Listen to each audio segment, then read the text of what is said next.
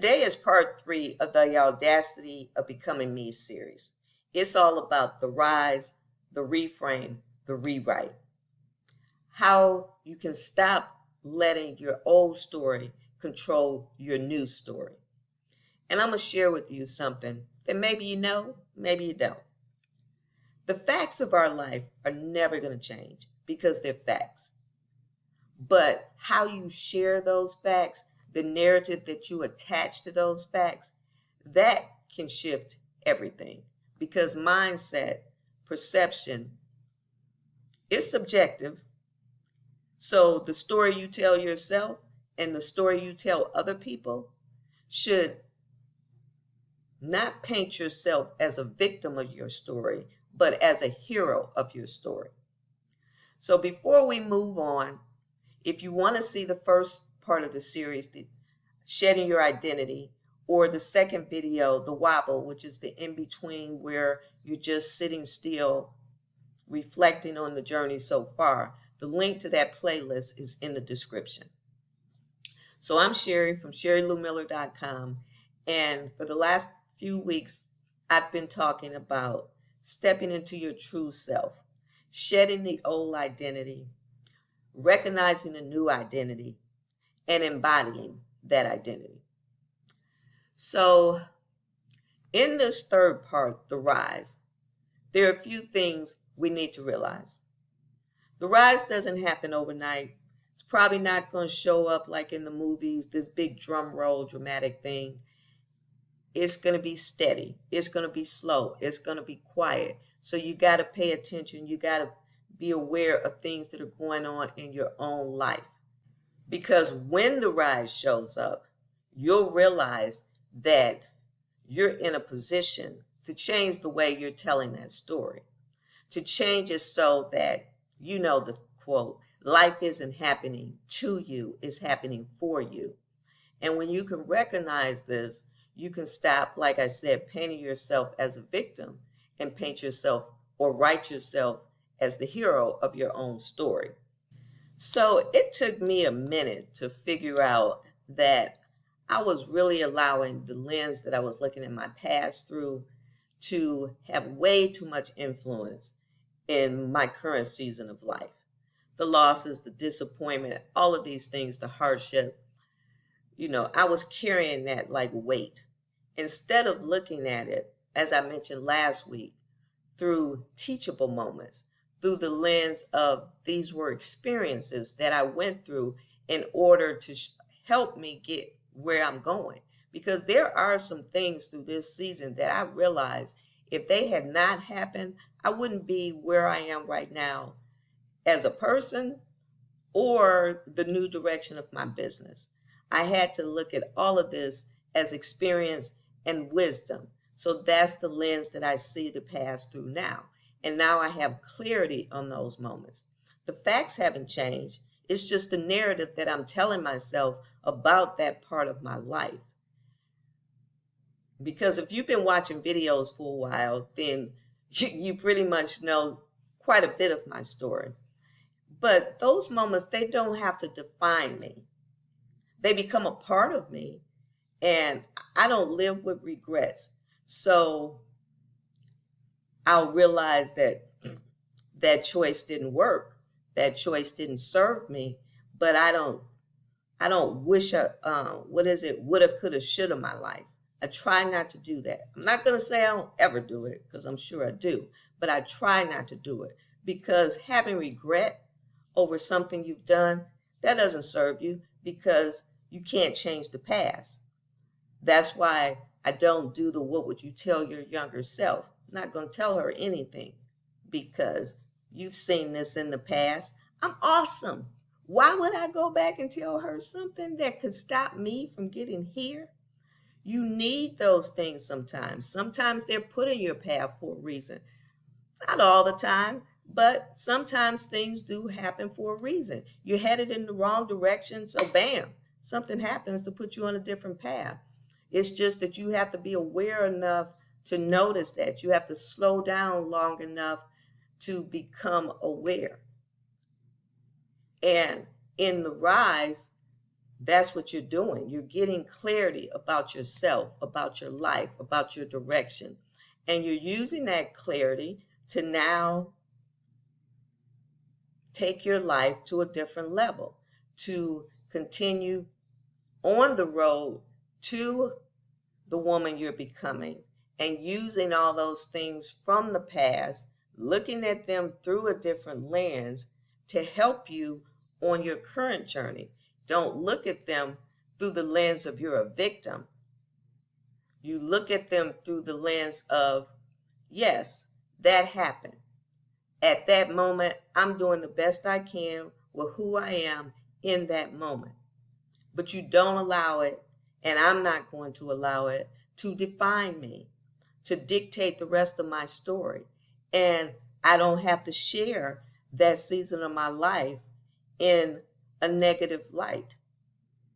I can tell the facts without painting myself as a loser.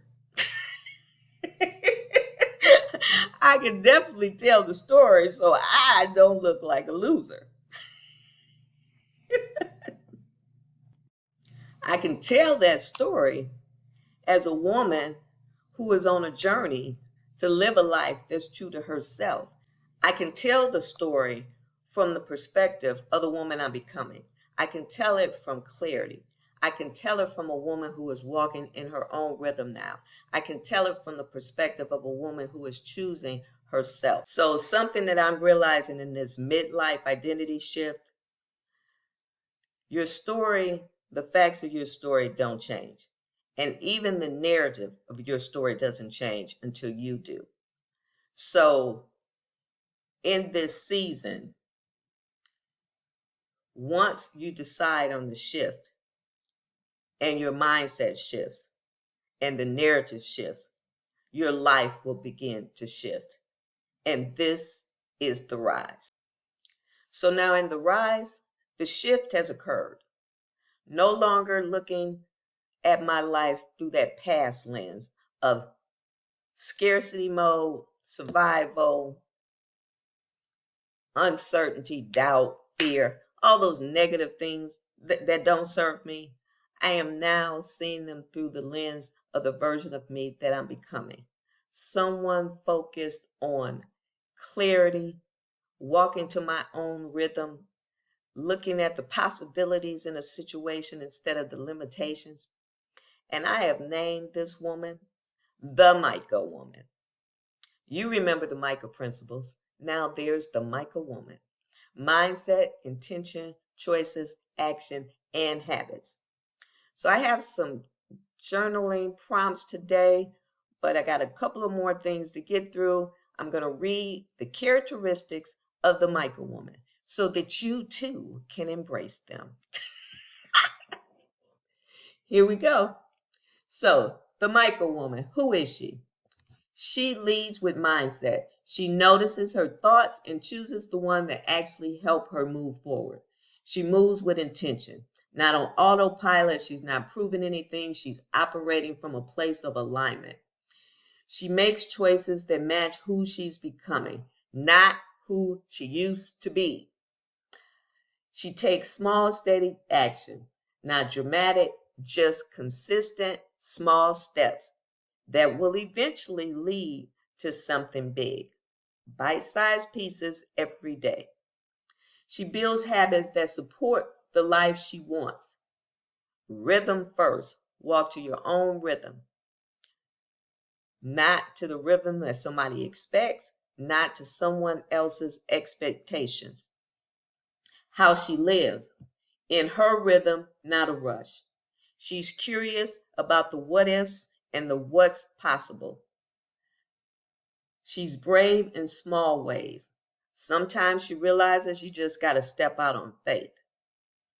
Honest about what season she's in. She's true to herself. Guided by experiences, guided by wisdom, not by limitation. What she believes. Midlife is not an ending. It's a redesign. It's a reintroduction. Her age is wisdom, and wisdom is her advantage. She gets to rewrite her story anytime she damn well pleases. She can pivot because that's her choice. She redesigns her life gently, slowly, at her own pace. Possibility is always on her table. So, I will also put those in a description in case you want to embrace the MICAH woman. So I kind of jotted some things down about my story because I wanted to tell them in a more condensed version because I didn't want to go off on a tangent today. So I'm 63 years old, starting over. Money's tight. My print-on-demand Etsy shop has slowed down. I'm not where I should be. This is the narrative that was playing on a loop for me. This is the old version of the story that I'm telling myself. Why? I have no idea because none of that serves me. None of that is uplifting. So when I slowed down, actually looked at what was happening, this is the real. So the reality, I was transitioning. I was leaving something that no longer fit me. The Etsy print on demand was never the end game. So life be lifing, and I stayed there too long. So something had to be put in my path to move me in a different direction. I was starting a new journal business that fits who I am now. I'm learning a new industry. I have to show myself some grace in this season because things are not going to move at lightning speed. I'm rebuilding with intention, not desperation, not fear, not doubt, not uncertainty. So what I started to realize in my midlife season is what I had framed as disappointment was really just a pivot that I wasn't expecting. And when I decided to rewrite my story, that I'm in a season of transition. I'm not starting over. I'm starting from a place of experience, from a place of wisdom. When I allowed that shift to occur, I entered the rise. So remember, when we realize in a moment that we're not tethered to our past, that we have the option to rewrite our story, things will change, things will shift, life will shift. So now I'm going to put some journaling prompts on the screen. We're going to write them from the perspective of you're in a season of the MICAH woman. But I want you to remember, in your story, the facts don't change. They will never change. The meaning that you attached to those facts can change, should change, and will change. Tell a different story, reframe the narrative. So let's get started. Prompt 1, name the old chapter, the old story. What's the moment in season that you want to retell from a different perspective? Right now, you're just going to identify it. Was it a bad breakup? Was it a job you hated, left, got fired from, laid off? Was it a decision that you are, I'm doing air quotes, regretting? A moment that you didn't feel proud of? So for me, I'm starting over at 63 with limited money. My print-on-demand Etsy shop slowed all the way down, and now I'm trying to rebuild everything from zero. Number 2, the old story, unfiltered. Be honest with yourself. Don't edit. Don't soften the blow. You're writing it from the old lens, from that version of you. What does she keep telling you on repeat? How did you used to view this chapter of your life? Number 3, What do you know now that you didn't know then? What wisdom or clarity do you have in this season today that you didn't have then? Number 4, what's actually true? The facts. No shame, no judgment, just the facts. I had to leave a chapter that was no longer working for me anymore. Timing wasn't perfect. The Etsy shop, it didn't really fail me. It ran its course.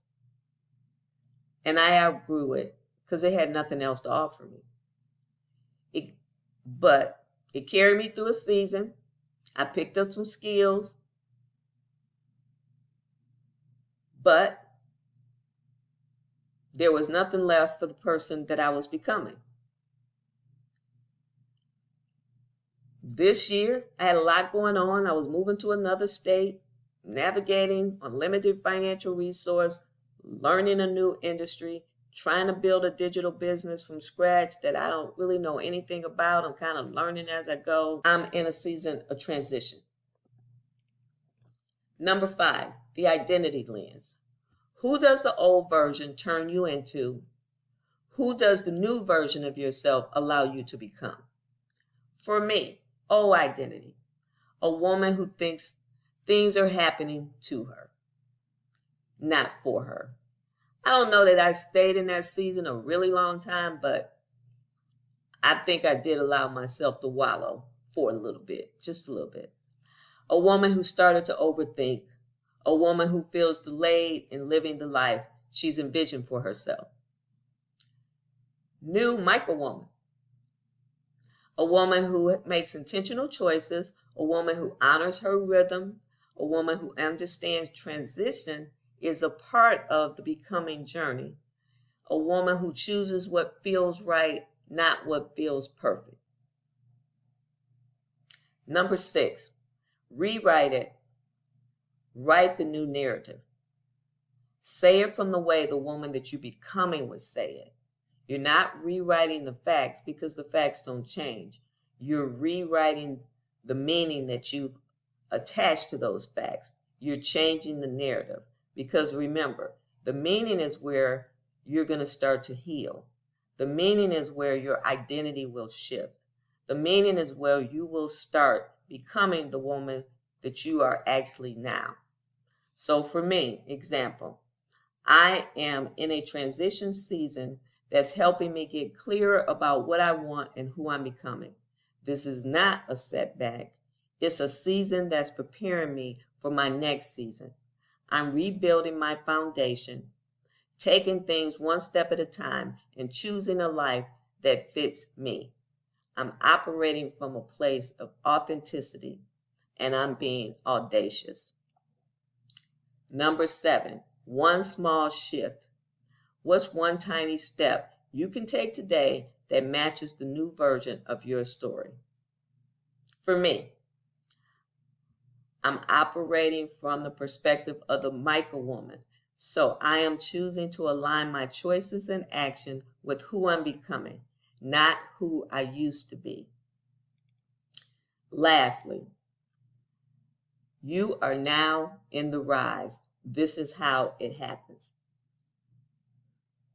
So write your closing line that brings all of this together. For me, I'm 63 and still dreaming big, not because I'm trying to prove anything to anyone, but because I have chosen to trust myself and my vision enough to build the kind of life and business that matches who I am in this season of my life. So remember, the rise isn't the glow up. It's the moment you make yourself the hero of your story. It's about identity. It's about the narrative you tell yourself. It's about your mindset. It's the MICAH woman's way. So if any of this landed with you, if you're in your own shift and you think you're in the rise and you're journaling your way through it, comment below. As I said before, a long time ago in some videos, I believe we can change lives one story at a time. So don't forget, I also have the inner mirror. If you're not really sure what season you're in and you still haven't gone through the identity shift, you haven't gone through the wobble, so you're not really in the rise yet, check this out. A link will be in the description. If you found value, as always, give it a thumbs up, like the video. Again, comment below about your journey. Share it to someone else who might be going through a season change, might be going through a pivot. Hit the notification bell. And I will see you next week. Have a good one.